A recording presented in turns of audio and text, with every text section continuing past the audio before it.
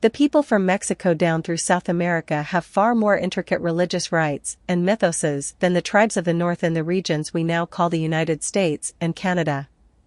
My goal with this research is to figure out why that is. Some of the Americans have similar features to those encountered in Mexico, but with different languages and culture.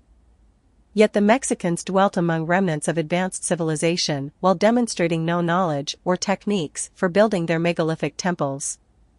They lived almost as primitively as the Indians to the north. They had no pulleys or beasts of burden to account for lifting megaliths, no wheels or wagons. Their weapons were made with cane. They didn't have hard tools because they hadn't learned how to mine and smelt iron yet. They did have a more materialistic tribute system that resembled systems found on other continents, while the Indians in the north are more comparable to the Nenets people of the Polar Circle in northern Russia.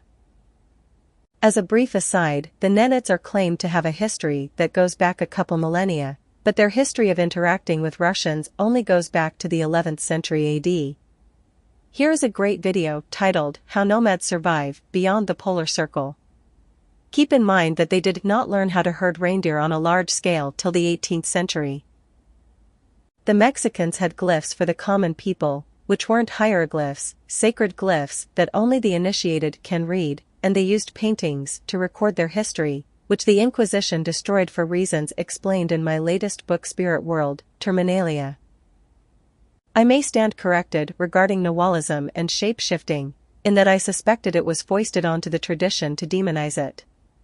In my above book, I wrote, Nahuatls are indigenous religious practitioners that were labeled sorcerers by the Spaniards. Nahualism is a shamanic practice. Some think it's about shapeshifting into animal forms, but I suspect it's more about connecting with animal nature and oneself, as no one can demonstrate the ability to shapeshift. Click here for image source. Deloria observed that this idea implicated the unity of life. God is red. Very important in some of the tribal religions is the idea that humans can change into animals and birds, and that other species can change into human beings. In this way, species can communicate and learn from each other. Click here for this image.